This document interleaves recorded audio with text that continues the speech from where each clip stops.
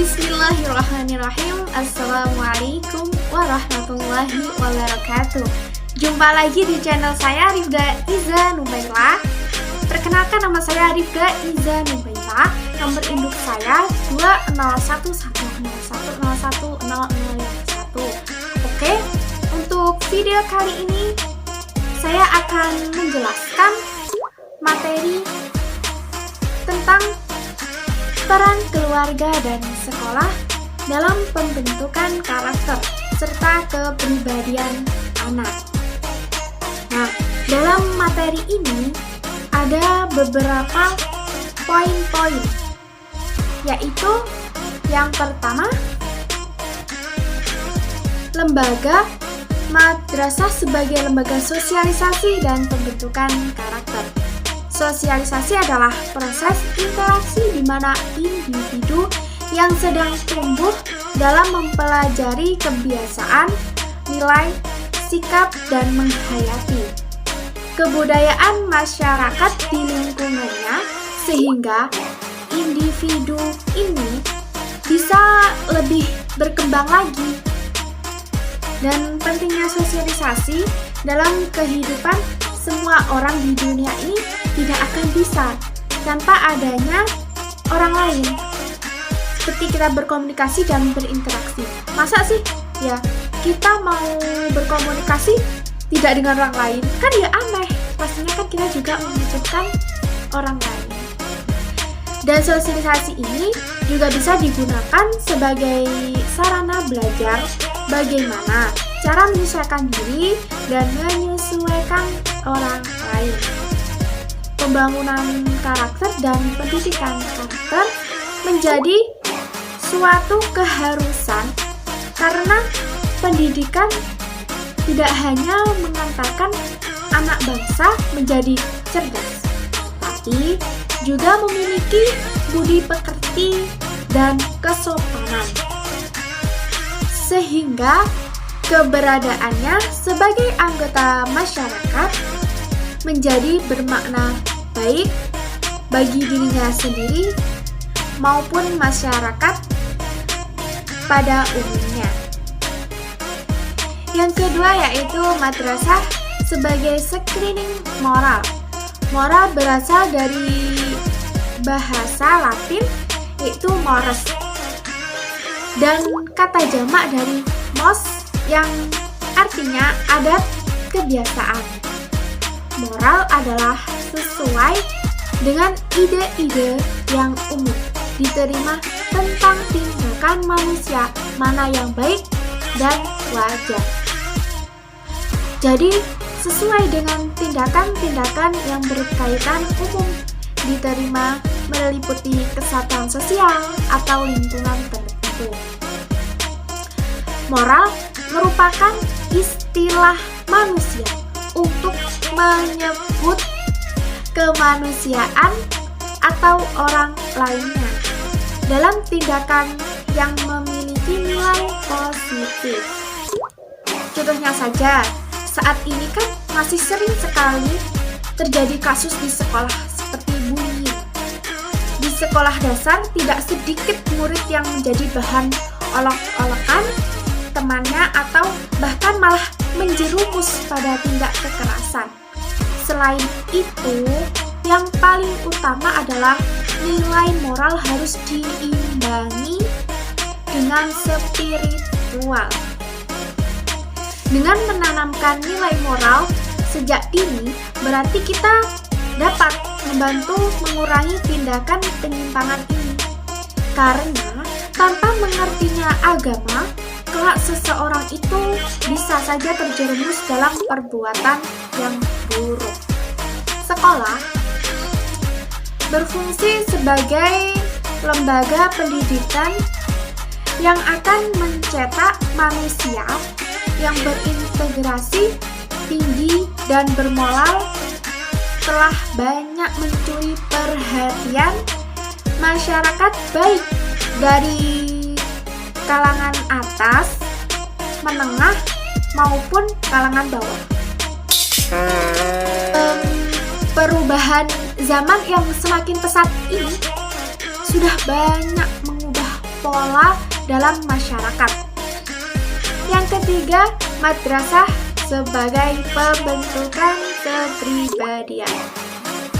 Pembentukan artinya proses, perbuatan, dan cara membentuk kepribadian ini juga digunakan untuk menggambarkan karakteristik individu yang tersorot seperti pernyataan dia memiliki kepribadian yang agresif atau identitas dengan psikis yang lain seperti pemalu dan pemberani, dan masih banyak lah.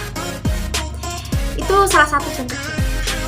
Kata kepribadian, personality, sesungguhnya berasal dari bahasa Latin yaitu persona. Pada mulanya, kata persona itu menunjukkan pada topeng yang biasa digunakan oleh pemain sandiwara pada zaman Romawi dalam memainkan perannya. Tindakan dan perlakuan terhadap orang tua yang sesuai dengan ajaran agama dan norma susila. Yang keempat yaitu pengaruh keluarga sekolah terhadap individu. A. Lingkungan keluarga mempunyai peranan yang sangat penting di sekolah. Reliable guna untuk pengambilan data itu penting sekali karena pengaruh yang didapatkan pertama dan utama bagi kehidupan, tumbuh dan kembangnya seseorang itu adalah lingkungan, yaitu yang pertama kan mestinya lingkungan keluarga. Cara untuk mengoptimalkan prestasi belajar siswa dengan salah satunya adalah dengan mengoptimalkan lingkungan keluarga. Siswa dengan cara kedua orang tuanya mendidik dan memberikan arahan kepada anak yang tegas dan jangan memanjakannya. Karena apa? Kalau kita terlalu memanjakannya itu nanti di kemudian harinya dia tidak akan menjadi anak yang mandiri dan dia akan selalu bergantung kepada kedua orang tuanya gitu. Dan itu kan tidak baik bagi pribadi anak tersebut. Yang B yaitu lingkungan sekolah mempunyai peran yang penting dalam pendidikan karena sekolah merupakan pendidikan kedua setelah lingkungan keluarga. Selain itu, bahwa lingkungan sekolah berfungsi untuk melanjutkan pendidikan anak di lingkungan keluarga dengan seorang guru sebagai pengganti. Nah, guru itu adalah sebagai pengganti kedua orang tuanya. Lingkungan sekolah merupakan lingkungan bagi siswa untuk menuntut ilmu secara formal. Dengan demikian, cara untuk mengoptimalkan prestasi belajar siswa salah satunya adalah dengan mengoptimalkan lingkungan sekolah dengan cara meningkatkan kreativitas guru dalam metode mengajar materi sosiologi. Yang nomor 5, mini riset atau riset. Ini adalah poin yang terakhir. Riset atau riset adalah suatu penyelidikan, pemeriksaan, pencermatan, percobaan yang membutuhkan ketelitian dengan menggunakan metode atau kaidah tertentu untuk memperoleh suatu hasil bertujuan tertentu dan mengirimkan suatu pertanyaan atau sebuah isu serta menjawab suatu pertanyaan atau memecahkan suatu masalah. Kegiatan riset atau riset ini memiliki sebuah kegiatan yaitu pengolahan, pengumpulan, penyajian data, dan analisis yang dapat dilakukan secara sistematis dan objektif, yang bertujuan untuk memecahkan suatu permasalahan. Dalam melaksanakan mini riset, ada beberapa hal yang perlu kita lakukan terlebih dahulu. Yang pertama, yaitu kita harus menentukan waktu pelaksanaan mini riset tersebut. Yang kedua,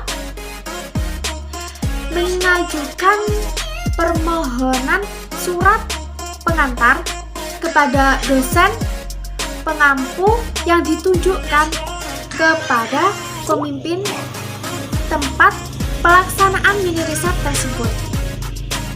Yang ketiga,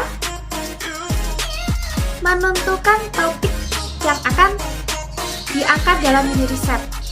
Yang keempat, menentukan lokasi tempat pelaksanaan mini riset tersebut. Nah, setelah permohonan mini riset disetujui, baik dari dosen pengampu mata kuliah ataupun di tempat lokasi yang akan melaksanakan mini riset tersebut, maka mahasiswa yang bersangkutan akan memulai mini riset. Sekian penjelasan dari saya, semoga bisa bermanfaat bagi kalian semua. Sekian dari saya, apabila ada kesalahan fi'liyah maupun qoyah, saya mohon maaf. Sekian dari saya, wassalamualaikum warahmatullahi wabarakatuh.